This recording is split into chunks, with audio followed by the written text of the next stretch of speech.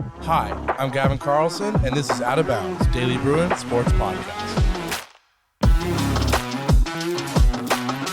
Hello, everybody, and welcome to another episode of Out of Bounds, the official sports podcast of the Daily Bruin. As always, I'm your host, Gavin Carlson, a fourth-year sports staff writer here at the Daily Bruin, and today I'm joined by two fantastic guests. First off, ladies first, sorry, buddy, the one and only, the legendary senior sports staff writer at the Daily Bruin, Miss Grace Whitaker. How are you doing today? I'm great. It's amazing to be back. It's been a while. It's been a minute. We have Jack Nelson back as well. We got a football pod in recently, but it had been a while before we had Grace back. I know it had been a long hiatus, a lot of fans waiting for Out of Bounds to be back. But we are back in full swing, as you can tell. Episodes are coming back more frequently once again. So the man that everybody loves for the hair, although today he's covering the hair with his USA basketball hat. Once again, congrats on that. So one and only fellow senior sports staff writer, Mr. Jack Nelson. How are you doing today, buddy? I'm doing great. And yes, Gavin, I will address the elephant in the room. My hair was not looking good this morning. I woke up kind of late, had to make it to men's basketball media availability, had to rush out of my apartment, so I didn't get time to really take care of my hair this morning. And so I had to cover with the hat purely for my own pride. But also another elephant in the room is Gavin's birthday today. So happy birthday to one of our favorite people at Daily Bruin. Thank you. I'm so touched.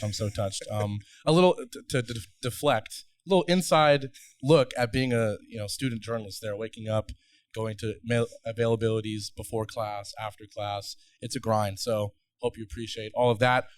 Before we jump into things, and today we are talking about UCLA women's basketball because it's time. I think it's crunch time in their season with the Pac-12 Tournament coming up and everything. But before we do, shout out as always to the whole crew, the video staff, the editors, everybody. Make sure YouTube, Spotify, all that. We'll save the plugs for the end. But let's jump right into it. UCLA women's basketball coming off a 53-45 victory against Colorado at Pauley Pavilion on senior night, and a huge win to cap off a huge weekend, beating Utah in a blowout on Thursday. Really successful weekend to kind of distract from kind of what had been an on and off stretch for this team, having big wins, but also having the huge blowout loss at Stanford, having the loss at Oregon State in what I think was one of the craziest basketball games I've ever seen in my life. But to pick up two wins against two ranked teams, Utah and Colorado, known for being a really tough road trip, to have those teams back at home, be able to knock them both off, including a huge win against Utah, really setting things on the right track for UCLA heading into their last sort of weekend of the regular season against the Arizona schools. Grace, we'll start with you. What did you think of that performance? Because it was an ugly game, that Colorado game. Rarely do you win a game where you're in the low 50s, but that's what happened on Monday. No, it was an ugly game, especially the 24 turnovers was hard to watch. But I think they made up for it in specifically Kiki and Charisma's performances, which I think was a big thing that came up in the media after. Corey kind of mentioned how, Lauren Betts, everything, there's been all these storylines all year, but she said at the beginning of the year to the team, we're going to go as far as these two take us, and pointed to Kiki and Charisma. And so to see these two kind of all their efforts come to fruition in a game at this point in the season when the tournaments are just around the corner is really good for this team. Yeah, absolutely. I think I said it on Twitter yesterday. Great teams can win in a wide variety of ways, and I don't think we've seen UCLA win many games like this. This isn't the men's team, which is often winning low-scoring, ugly games. The women's team, at least in the early parts of the season, certainly in the non-conference schedule, high-scoring games, blowing teams out, but even in close games, usually high-scoring affairs. To be able to win a game where you're in the low 50s, where, like you said, not everybody is playing at their best, it just shows that in the tournament where it's one and done, and you don't have a chance to say, oh, well, we weren't on our best performance. Too bad. It's one and done. Who cares? To be able to pick up a win like that against a Colorado team that usually scores the ball pretty darn well, definitely really impressive. Jack, I think you said you were at that game. What was the atmosphere like? Because I think I want to talk a little bit about, in this pod and in upcoming pods, I think with the men's game against USC, a lot of talk about attendance, with Deshaun Foster in football and talks of attendance there. What was the environment like in Pauley for that game? Yeah, so one of those rare Monday night games for men's basketball. So what I anticipated was a pretty low turnout. Not the ideal part of the week when you want to have a night game like that. Yeah. But honestly, I was pretty impressed with the turnout for UCLA fans. And just the atmosphere, I think, was all the better for it. I think Corey addressed it after the game. She's certainly a coach who's very appreciative of the fans, everyone who goes out to support the team on a regular basis, and just she had there's plenty of nice things and really kind things to say about the crowd that supported them all season. Of course, that was their last home game at Pauley, the last ever Pac-12 regular season game at Pauley Pavilion, so certainly some significance there. But the atmosphere was just great as a result, and as I think you alluded to, there's been some questions about women's basketball attendance like all season, especially early in the season. You had them starting as the number 2 ranked team in the country coming this season. You had pretty much the same attendance numbers as last year when they were much lower ranked and at times really struggling last season. And just seeing people not coming out for a team like that, this high caliber with this much talent, it does raise a lot of questions about what more does the team need to do to kind of bring those attendance numbers up. Yeah, I think women's basketball is a very unique sport for attendance. In terms of if the team plays well, they are rewarded. And I think that's a common theme for UCLA teams, for LA teams in general. But I think because there's been years, maybe not this year, maybe not even last year, but 2 years ago, 3 years ago when the team wasn't at their best, because there's been years like that, it seems like the women's basketball program, the marketing, Corey Close herself, they put more effort in to bring out the fans. They're giving away shirts at basically every game. They're giving away $1,000 at halftime almost every game, right? Like because of that, when the success is combined with that amount of effort, you see the bigger turnouts, and it just makes you wonder, what does a UCLA men's basketball have to do when you can't just say success is enough? You have to put in that extra effort with marketing in a market like this.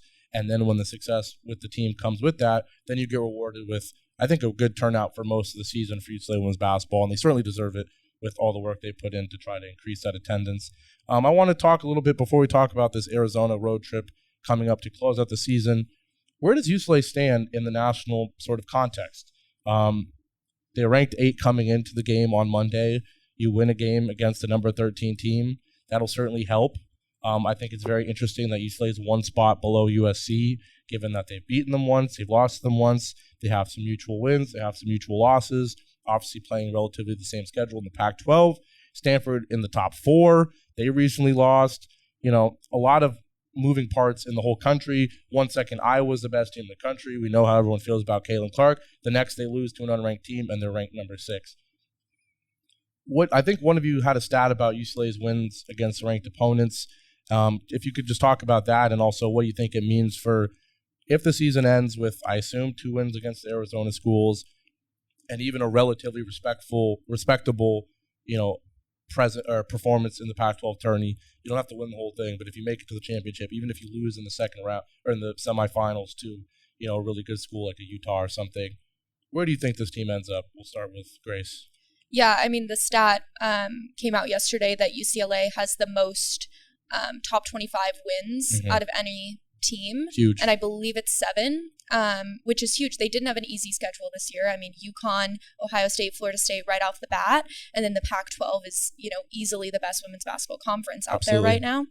And they have had some losses, but you got to consider, the caliber of the teams that they're losing to. And so I do think this team definitely belongs in the top 10. I could see them bumping up, 1 or 2. I am excited to see how they perform in a tournament environment, though, because they are still a relatively young team. So going into the season, I assumed they were right up there in the national conversation of the Final Four. Now I'm not as sure if that's guaranteed. But I wouldn't be surprised if they end up there at the end. Yeah, I think just to add, I think what you talked about with experience is so true. It's kind of this weird case of in my opinion, still your best player, Charisma Osborne, is as experienced as they come. But then, like you said, kind of from there on, your next best players, Lauren Betts, Kiki Rice, London Jones, Gabriela Jaquez. They're all sophomores, obviously, that did have a relatively deep run, Sweet 16 last year. The Pac-12 tourney, I think, was huge last year for the team, making it to the championship game when not many expected that to happen. And I think some of the earlier games, playing a UConn in November, right? Playing South Carolina last year twice, those types of experiences, both in South Carolina, essentially. Well, also, just to add, I think a game like Monday nights was a really big tell of kind of where they were at. They weren't playing great, but you kind of said it best. It's in games like those where you got to find a way to win anyways. Right. And that's a huge thing in the tournament. You're going to make mistakes. There's going to be close games. There's going to be potential upsets, but you got to find a way to win. And that's how you win a championship. And if they're doing that at this point in the season against, a fellow ranked team when they're not playing their best, that's impressive. Yeah. And I think, obviously what happens this Arizona weekend will affect things. If you lose one of those games, that is a bad loss. There's no other way to put it. We saw what Arizona did, being able to pull off a huge upset earlier last week, but that doesn't mean that you can lose to that team. I think it is fair to say that just looking at how the schedule's gone, if they win that Oregon State game, which I kind of want to talk about that game for a little bit, 5 lead changes in the final 15 seconds in Corvallis. If that game goes UCLA's direction, you're talking about 6 straight wins following that Stanford loss. And we know how big of a deal that Stanford loss was. It came 2 games after a surprise Washington State loss. We know all the narratives about Lauren Betts being out. Some people speculating that Corey Close was calling out Kiki Rice in the proposed game, Lena Sontag and Angela Duglich both being gone for international duties. There was a lot of sort of hectic stuff going around the team in that February 4th game against Stanford where you lose by 20 and when you really were down 30 and 40 at times. If they win that Oregon State game, that's 6 wins in a row. Instead of being number 8, I think they're number 6, number 5. And it's like, wait a second, UCLA can be a number 1 seed if they run the table. I think 1 seed is out of their reach, even if they win the Pac-12 tourney. Do you feel like that's an exaggeration? Think about it. They're number 8 right now. Maybe they're number 7 or 6 following the Colorado win. You think if they beat Stanford in the Pac-12 tourney, is that enough? Yeah, maybe. I could see it being enough. Also, if Stanford loses earlier. That's true. It's Stanford's going to come into some tough competition with all the teams in the Pac-12 tournament as well. And so if it's the 2 of them in the championship, it could go either way, who gets the number 1 seed. But also, you got to make it to that championship first. Right. Just for a reminder, last year's tournament, a very on and off UCLA team all year beat Stanford in a huge comeback, right, in the semifinals, and then loses to a 7-seed Washington State in the tourney championship game. Anything can happen in that tournament, certainly. But what about you, Jack? Do you think that if they were to run the table, I think this team could beat Stanford. I'll just say that. This team could certainly beat Stanford at their best. Yeah. They played Stanford in Stanford without Lauren Betts. Stanford is always a team that dominates the paint. You're without arguably one of the top 3 best paint players in the country. This is all hypothetical. If they were to beat Stanford, Jack, do you think it's enough to get a 1 seed? I would say yes, just because of the rest of their body of work, and talk about the fact that they really only have one we'd call a bad loss on their resume, that being the Washington State loss you alluded to earlier, in which Charlize Ledger-Walker was injured in the first half, didn't play any of the second half, and they still lost that game. It's a bad loss. So that's a bad loss. But as you guys have both talked about, all the other losses on the resume are considered like fine losses. Those are all to, I believe, top 25 teams, mostly in the Pac-12. And some of those teams they beat in other scenarios. These are teams that they play twice a year, right, home and away. Yeah. And so sometimes they lose one and they win the next one. So I don't think there's any case this season where they've lost to a Pac-12 team twice. Yeah, there's been no sweeps. So there's been no sweeps. Yeah. So that helps the resume. I'll also give you a little rundown just because I'm a huge fan of Joe Lunardi's bracketology. There you go. I just pulled it up right here. I'll give you a rundown of where UCLA stands as of today, February 27th. So he has UCLA as a number 2 seed in the Albany 1 bracket. And they will be playing with South Carolina in that bracket. That is South Carolina, number 1 seed in that bracket. And they'd be playing Jackson State first round. Obviously, that's probably going to change between now and then. But they would be hosting the first 2 rounds. I think it's pretty safe at this point to say UCLA is going to be hosting the first rounds of the tournament. Corey actually said it post-game after the Colorado win. Right. She said, we'll be back here for 2 more games. So she's very confident that's going to happen. Yeah, I think we saw last year how big that was in that Oklahoma game. That game was very testy at the end. A good, tough Oklahoma team, a 4-5 matchup that honestly I think if you're in another environment, a neutral environment, or certainly an environment that favors Oklahoma, I think the game is different, right? We saw kind of at the end of that game the crowd, the energy, and I think that being probably the most full Pauley had been for a women's game all year last year. We talked about attendance this year. I think just with the way attendance has been with the team being better all year, I think if you're hosting tournament games in Pauley Pavilion this season, they're going to fill that place, and that's certainly going to give an advantage to the team. South Carolina being in the bracket would be unfortunate. I have to ask, was that, does it say when that was updated? Was that after the Colorado game? That was updatable today, February 27th. So, Okay. yes, that includes the Colorado result. Yeah. Okay, interesting. So, yeah, we'll see. I mean, it's funny. There's only 2 regular season games, but it feels like with how good the Pac-12 is, that tournament feels like another 3 weeks worth of opportunities. How many, not many conferences have a chance to there's an opportunity theoretically where you could beat Colorado, USC, Stanford on the way to a Pac-12 title. That's 3 wins against top 15 opponent. Like, there's an opportunity for something like that where you could theoretically beat USC in the semifinal and beat Stanford in the championship game. That's 2 top 8 wins, 2 top 7 wins. So there's certainly a huge sort of margin of where the team could end up. And the good thing is for UCLA is when you're playing that tough of a schedule, it doesn't feel like there's a huge chance to fall out, right? We saw, back when, this is a crazy throwback, but when the men's team went on to make the Final Four when they were an 11 seed, they lost in the first round to Oregon State. That type of loss is a brutal loss that really should have knocked them out of March Madness. They luckily sneak in, and we know what happened from there.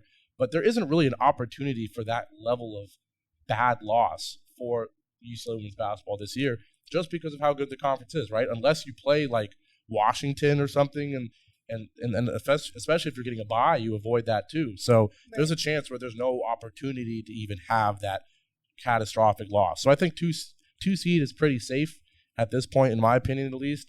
And then, like you said, Corey Close thinks they'll be able to host and earn that win. Before we close out, real quick, I just like to do this because it's fun and because we get to hold people accountable, even though, come on, we're just kind of pulling stuff out. But at this point, February 27th, a great day for reasons that Jack has already mentioned. I'm corny. Where do you think this team ends up in both the Pac-12 tourney and in March Madness? I want somewhat rapid fire, but with a quick justification. Who wants to go first? I can go. Okay, I'm not backing down on they're winning the tournament. Pac-12 tournament. Yes. Okay. I'm going to stick with that. I definitely think it is possible. Mm-hmm. We've seen them beat all the teams that they would face as of now on the road to the championship. I mean, unless Stanford's in the question. And I do think at their best with all their players, this team could beat Stanford. As for March Madness, I definitely think Sweet 16 is a possibility. I think Elite 8 is possible. I don't know about Final Four with what we've seen in recent weeks, but, gauging how Pac-12 tournament goes, I do think Final Four could be a possibility. But right now I'm going to say Elite 8. Jack. Yeah, I have them losing in the semifinals of the Pac-12 tournament. I think against Stanford, let's be honest, like the win last year, if you look at Stanford's performance in the Pac-12 tournament over the year is insane. I don't know the record off the top of my head, but they dominate that tournament like no other team in the country. And that win for UCLA last year against them, a bit of an anomaly in, I guess, the larger context of things. So Absolutely. I do think that Stanford will probably end up winning the Pac-12s and that UCLA will lose in the semis. To who, I'm not really sure. March Madness, I have UCLA losing in the Elite 8. I still have doubts about Corey Close's ability to coach in March Madness. Just because of the talented teams she's had over the year and in some ways ended up fumbling some of those teams and the opportunity to actually have a deep run. Last year, of course, to her credit, that team, probably exceeded expectations in March compared to where they stood at the beginning of the season. But I think that's where UCLA is going to end up this year. It's interesting. That's why I like doing this, because I think I have a totally different opinion about March. I think, I have UCLA losing in the Pac-12 championship to Stanford. I don't know if that's what I had at the beginning. I feel like that is what I had. You said they were winning the tournament and winning the conference. Okay, I did have conference. Should we roll the tapes? Grace had that already. Yeah, she's like, she got the receipts. Yeah, obviously the conference regular season title is out of there.